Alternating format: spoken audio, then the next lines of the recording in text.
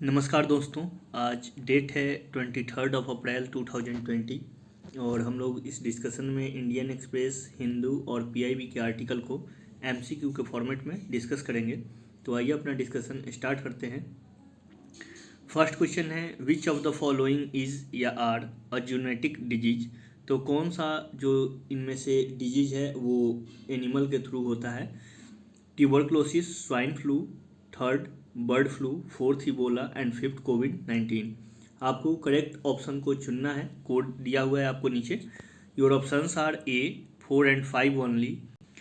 आपके ऑप्शन है A 4 and 5 only, B 2, 4 and 5 only, C 1, 2, 4 and 5 only and D 1, 2, 3, 4 and 5। Right answer है option number D. जो ये पांचों डिजीज है ये सब जेनेटिक डिजीज के नाम से जाने जाते हैं क्योंकि ये एनिमल के थ्रू ह्यूमन बीइंग में होते हैं। अब कुछ एग्जाम्पल है यहाँ पे जेनेटिक डिजीज का, आप देख लीजिए। जैसे tuberculosis, rabies, toxoplasmosis, malaria, Ebola, avian influenza जिसको बर्ड फ्लू के नाम से जानते हैं, स्वाइन फ्लू यानी H1N1 वायरस से स्वाइन फ्लू होता है, मिडिल ईस्ट रेस्पिरेटरी सिंड्रोम यानी MERS, Rift Valley fever, Sudan acute respiratory syndrome यानी SARS, West Nile virus, Zika virus, ये सब, और जो कोरोना वायरस है, नोवल कोरोना वायरस, कोविड-19, ये सब जेनेटिक डिजीज हैं। अब हम लोग जेनेटिक डिजीज के बारे में थोड़ा जान लेते हैं। यहाँ पर आप देख रहे होंगे ये एनिमल है और ये ह्यूमन बीइंग में एनिमल से ट्रांसमिट होते हैं। तो सबसे पहली बार जो जूनोसिस है, जूनोसिस वर्ड का यूज किया था 1880 में रुडोल्फ विर्चाउ ने, और इसका मतलब था, इस बीमारी का जो नेचर था वो होता था ये ह्यूमन में ट्रांसमिट होता था एनिमल के थ्रू। जो जूनोसिस डिजीज है ये बैक्टीरियल, वायरल, पैरासाइट्स या बहुत सारे अनकन्वेंशनल एजेंट के थ्रू ये ह्यूमन बीइंग में फैलते हैं। ठीक है, तो I hope you got clarity. चलते हैं नेक्स्ट क्वेश्चन पे। सेकेंड क्वेश्चन है, with reference to the biomedical waste management rule 2016 consider the following statement. तो बायोमेडिकल वेस्ट मैनेजमेंट रूल 2016 के बारे में कौन सा स्टेटमेंट करेक्ट है। फर्स्ट स्टेटमेंट है, these have been notified by the ministry of health and family welfare. ये परिवार और स्वास्थ्य कल्याण मंत्रालय के द्वारा नोटिफाइड किया जाता है। सेकेंड है, this establish a barcode system for bags और containers containing biomedical waste for disposal. तो इसमें एक बार कोड सिस्टम होता है जिसमें कंटेनर प्रोवाइड किया जाता है बायोमेडिकल वेस्ट को डिस्पोज करने के लिए। एंड थर्ड है, biomedical waste include treatment aperture like needles and syringe. तो जो बायोमेडिकल वेस्ट होते हैं वो नीडल और सिरिंज जैसे, तो इन सब के ट्रीटमेंट के लिए इसका यूज किया जाता है। कौन सा स्टेटमेंट करेक्ट है। Your options are A 1 only, B 1 and 3 only, C 2 and 3 only and D 1, 2 and 3। Right answer है option number C 2 and 3 only. First statement जो है वो गलत है क्योंकि ये जो इसको नोटिफाइड किया जाता है ये बायोमेडिकल वेस्ट मैनेजमेंट रूल के अंतर्गत नोटिफाइड किया जाता है, जो ministry of environment, forest and climate change के अंतर्गत काम करता है। थर्ड क्वेश्चन है, consider the following statement with reference to United National General Assembly. UNGA के बारे में कौन सा स्टेटमेंट करेक्ट है। फर्स्ट स्टेटमेंट है, all United Nations member are represented in United Nation General Assembly. जितने भी यूनाइटेड संयुक्त राष्ट्र के सदस्य हैं वो सब संयुक्त राष्ट्र महासभा के भी प्रतिनिधित्व करते हैं। सेकेंड है, the president of the general assembly is elected every 5 year from among its members. तो इसके अध्यक्ष का जो चुनाव होता है वो हर एक 5 साल पर इनके मेंबर कंट्रीज के बीच से किया जाता है। कौन सा स्टेटमेंट करेक्ट है। Your options are A 1 only, B 2 only, C both 1 and 2 and D neither 1 nor 2। Right answer option number A 1 only. Second statement गलत है क्योंकि हर एक साल ए यानी एक ईयर के अंतराल पर इसके मेंबर कंट्रीज के बीच से प्रेसिडेंट का चुनाव होता है। ठीक है, तो इसको आप याद रखिएगा। यूनाइटेड नेशन में 193 मेंबर हैं जो अपना प्रतिनिधित्व करते हैं यूनाइटेड नेशन जनरल असेंबली में, इसीलिए यूएनजीए को यूनिवर्सल रिप्रेजेंटेशन कहा जाता है। ठीक है, और जो प्रेसिडेंट होते हैं उनका कार्यकाल 1 ईयर का होता है। फोर्थ क्वेश्चन है, consider the following. Earth day is celebrated to raise public awareness about the environment and inspire people to save and protect it. जो अर्थ डे है वो लोगों को जागरूक बनाने के लिए, पर्यावरण के प्रति सतर्क और उसकी संरक्षा के लिए जागरूक बनाने के लिए ये मनाया जाता है। सेकेंड है, Earth Day celebration is coordinate globally by Earth Day network, a non profit organization. तो एक गैर लाभकारी संस्था है अर्थ डे नेटवर्क। तो इसी के द्वारा हर एक साल अर्थ डे को सेलिब्रेट किया जाता है। कौन सा स्टेटमेंट करेक्ट है? Your options are A 1 only, B 2 only, C both 1 and 2 and D neither 1 nor 2।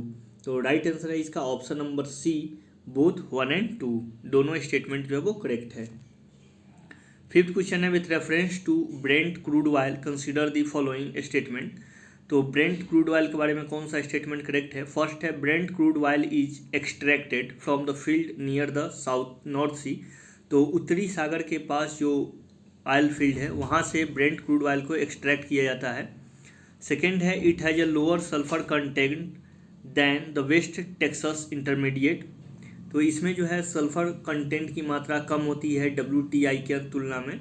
And third है India imports Brent crude oil from OPEC country.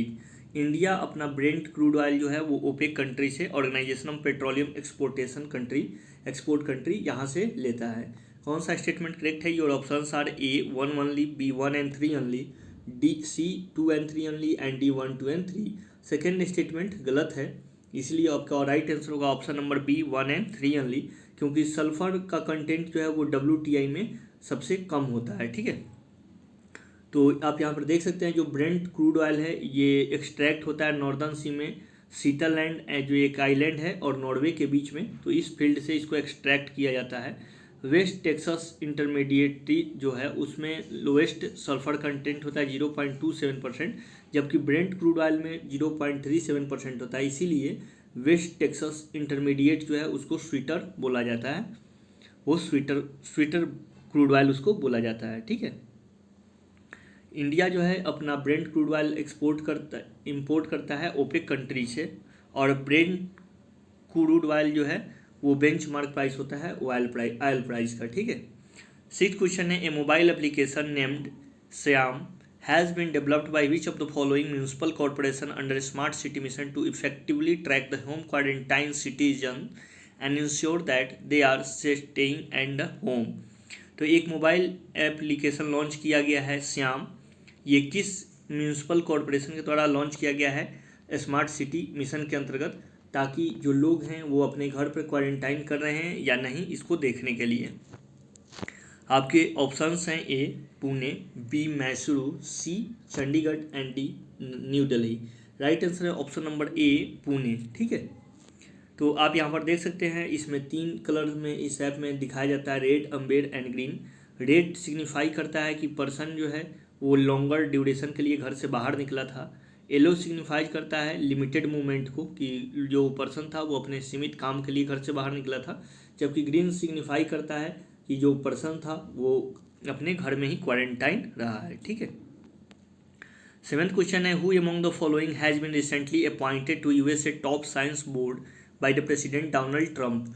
तो डोनाल्ड ट्रंप के द्वारा कौन व्यक्ति जो है वो USA के टॉप साइंस बोर्ड में नियुक्त किया गया है? आपके ऑप्शन है A Sudarshan Babu, B Abhijit Vinayak Banerjee, C Saraju Mohanty and D Manjul Bhargava. तो राइट आंसर है इसका option number A Sudarshan Babu, इसको आप याद रखिएगा। 8th question with reference to the lithium consider the following statement. Lithium के बारे में कौन सा स्टेटमेंट करेक्ट है? फर्स्ट है researchers at the Indian Institute of astrophysics and autonomous institute under the department of science and technology have recently discovered 100 of lithium rich giant star। तो हाल फिलहाल में इंडियन इंस्टीट्यूट ऑफ एस्ट्रोफिजिक्स जो एक autonomous institute है department of science and technology के अंतर्गत, इसने हजारों की संख्या में लिथियम जाइंट स्टार की खोज की है। सेकेंड है lithium is one of the 3 primordial elements apart from hydrogen helium. जो लिथियम है वो 3 जो इम्पोर्टेंट एलिमेंट्स हैं उनमें से एक है, जैसे हाइड्रोजन, हीलियम। तो इसके बाद थर्ड आता है हाइड्रोजन का एटॉमिक नंबर 1, हीलियम का एटॉमिक नंबर 2 एंड लिथियम का एटॉमिक नंबर जो होता है वो 3 होता है। ठीक है, तो ये आपको बताना है कौन सा स्टेटमेंट करेक्ट है। Your options are A 1 only, B 1 and 2 only, आपके ऑप्शन है A 1 only, B 2 only, C both 1 and 2 and D neither 1 nor 2। Right answer option number C both 1 and 2, दोनों स्टेटमेंट करेक्ट हैं।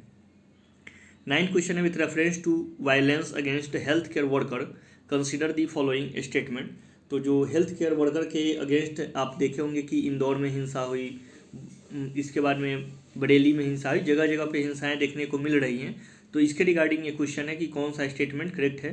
First है the union cabinet has recently approved promulgation of ordinance to amend the epidemic disease act 1897 in the light of COVID-19 pandemic situation, making acts of violence against the healthcare workers are cognitive and non-bailable offense।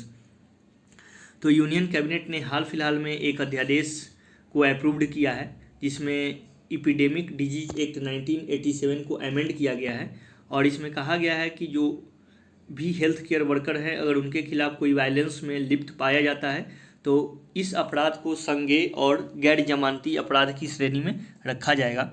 Second है under it there is a provision to provide compensation for injury to health care service personnel of और for causing damage और loss to the property. तो इसके अंतर्गत ये provision किया गया है कि अगर कोई भी व्यक्ति अगर इस हिंसा में लिप्त है और हेल्थ केयर सर्विस देने वाले व्यक्ति को इंजुरी होती है तो उन लोगों से इसके लिए मुआवजा वसूल की जाएगी। तो कौन सा स्टेटमेंट करेक्ट है? Your options are A 1 only, B 2 only, C both 1 and 2 and D neither 1 nor 2। Right answer option number C both 1 and 2 दोनों स्टेटमेंट करेक्ट है। अब यहाँ पर हम लोग देख लेते हैं कि किस तरीके की पनिशमेंट की बात की गई है। तो इसमें 3 कैटेगरी की पनिशमेंट की बात की गई है। अगर मान लीजिए कि जो हेल्थ केयर सर्विस प्रोवाइड करने वाले लोग हैं उनको अगर नॉर्मल चोट वगैरह आती है तो जो लोग इस हिंसा में लिप्त होंगे उनको 3 मंथ से मिनिमम 3 मंथ और मैक्सिमम 5 ईयर्स की सज़ा दी जाएगी, और मिनिमम उनसे 50,000 और मैक्सिमम 2 लाख रुपए उनसे वसूल किए जाएंगे। लेकिन अगर कोई व्यक्ति जो हेल्थ केयर पर्सनल के हैं उनको सीवियर इंजुरी होती है तो व्यक्ति को मिनिमम 1 साल और मैक्सिमम जो है 7 साल की सज़ा होगी, और उनसे जो वसूल की जाने वाली राशि होगी वो मिनिमम 1 लाख और मैक्सिमम जो है वो 5 लाख रुपए तक हो सकती है। ठीक है, या दोनों हो सकते हैं। इसके अलावा अगर कोई हर हेल्थ केयर पर्सनल जो है वो अपने कार से जाता है या किसी अन्य साधन से जाता है और उसको क्षति पहुंचती है तो जो लोग इसमें लिप्त हैं उनसे ये मुआवजा इस कार का मार्केट प्राइस वसूल किया जाएगा। ठीक है, तो I hope you got clarity. चलते हैं नेक्स्ट क्वेश्चन पे। 10th क्वेश्चन है with reference to nutrient based subsidy consider the following statement. तो न्यूट्रिएंट बेस्ड सब्सिडी के बारे में कौन सा स्टेटमेंट करेक्ट है? पहला है the cabinet committee of economic affair gave its approval for fixation of nutrient based subsidy rate for phosphatic and potassic fertiliser for the year 2021। तो जो cabinet committee on economic affairs है यानी आर्थिक मामलों की मंत्रिमंडलीय समिति, इसने न्यूट्रिएंट्स बेस्ड सब्सिडी जो फास्फोरस, पोटास और यूरिया पर दिया जाता है उसको फिक्स कर दिया है 2020-21 के लिए। सेकेंड है द CCEA यानी cabinet committee on economic affair approved the inclusion of a complex fertiliser namely ammonium phosphate under the NBS scheme. तो जो आर्थिक मामले की मंत्रिमंडलीय समिति है इसने कॉम्प्लेक्स फर्टिलाइजर जैसे अमोनियम फास्फेट जो है उसको इसके अंतर्गत इसके प्राइस को फिक्स किया है। कौन सा स्टेटमेंट करेक्ट है? Your options are A 1 only, B 2 only, C both 1 and 2 and D neither 1 nor 2। Right answer option number C both 1 and 2 दोनों स्टेटमेंट करेक्ट है। अब एक बार देख लेते हैं कि जो CCEA है उसने क्या प्राइस फिक्स किया है। तो जैसे जो नाइट्रोजन उर्वरक हैं तो नाइट्रोजन उर्वरक का प्राइस जो है 18 रुपीज़ 78 पैसे पर केजी के हिसाब से फिक्स किया गया है। फास्फोरस उर्वरक का है 14 रुपीज़ 88 पैसे पर केजी, जबकि पोटैश का है 10 रुपीज़ 11 पैसे पर केजी, एंड जो सल्फर है उसका फिक्स किया गया है 2 रुपये 37 पैसे पर केजी। ठीक है, तो इसको ये इतना इंपॉर्टेंट नहीं है, बस आप ये याद रखिए कि जो ये उर्वरक है उसके प्राइस का फिक्सेशन कौन करता है? आर्थिक मामले की मंत्रिमंडलीय समिति, that means cabinet committee on economic affairs. ठीक है, इस तरीके के क्वेश्चन पहले भी UPSC ने पूछ लिए हैं मिनिमम सपोर्टिंग MSP से रिलेटेड। ठीक है, 11th क्वेश्चन है with reference to the India कोविड-19 emergency response and health system preparedness package consider the following statement. तो कोविड-19 के related emergency response and health system preparedness package जो शुरू किया गया है इसके अंतर्गत 15,000 करोड़ रुपए दिए गए हैं जो 3 चरण में दिए जाने हैं। इसके रिगार्डिंग कौन सा स्टेटमेंट करेक्ट है? Your options are A union cabinet gave its post facto approval for significant investment to the tune of Rs 15 crore rupees for कोविड-19 emergency response and health system preparedness package. तो union cabinet ने अभी approval दिया है 15,000 करोड़ रुपए का, ताकि कोविड-19 के लिए जो इमरजेंसी सिचुएशन क्रिएट हुई है उससे लड़ा जा सके। सेकेंड है the fund sanction will be utilised in 3 phase. तो 3 फेज में इस फंड को सैंक्शन किया जाएगा। कौन सा स्टेटमेंट करेक्ट है? Your options are A 1 only, B 2 only, C both 1 and 2 and D neither 1 nor 2। Right answer option number C both 1 and 2, दोनों स्टेटमेंट करेक्ट है। हम लोग देख लेते हैं इसका की ऑब्जेक्टिव क्या है। तो इसके जो ऑब्जेक्टिव हैं, इसमें जो 15,000 करोड़ रुपए दिए गए हैं तो इसको कैसे खर्च करना है, तो इसके लिए कुछ ऑब्जेक्टिव हैं। ये जो पहला तो है इसके लिए 8,000 रुपीज़ खर्च होने हैं, जबकि थर्ड पिलर जो है थर्ड ऑब्जेक्टिव के लिए 7,000 करोड़ रुपीज़ खर्च किए जाने हैं। पहले दो कौन कौन से ऑब्जेक्टिव हैं, जैसे डायग्नोस्टिक और डेडिकेटेड ट्रीटमेंट के लिए फैसिलिटी अवेल कराना और उसका डेवलपमेंट करना। वैसे प्रोक्यूरमेंट को खरीदना, जो मेडिकल इक्विपमेंट है जैसे PPE, personal procurement, protection equipment और ड्रग्स जो रिक्वायर्ड हैं इसके लिए, उन सबको खरीदना, ये सेकेंड है।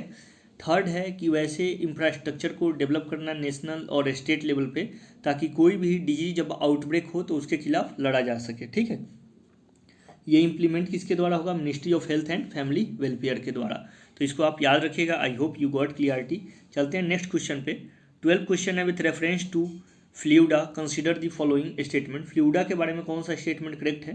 फर्स्ट है it is a low cost paper strip test which can detect the new corona virus within an hour. तो ये एक तरीके का पेपर बेस्ड टेस्ट है जो 1 घंटे के अंदर में कोरोना वायरस के, अगर कोई व्यक्ति संक्रमित है तो उसका टेस्ट देगा। एंड सेकेंड है it was developed by DRDO। तो कौन सा स्टेटमेंट करेक्ट है? Your options are A 1 only, B 2 only, C both 1 and 2 and D neither 1 nor 2। Right answer है ऑप्शन नंबर ए 1 ओनली, क्योंकि ये जो पेपर स्ट्रिप टेस्ट है 500 रुपीज़ इसकी कीमत होगी।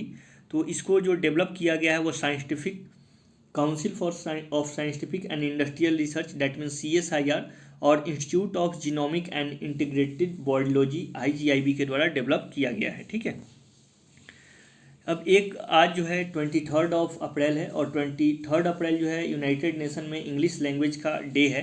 तो वो तो उतना इम्पोर्टेंट नहीं है, लेकिन हम लोग देख लेते हैं कि यूनाइटेड नेशन का जो ऑफिशियल 6 लैंग्वेज है वो कौन कौन से हैं।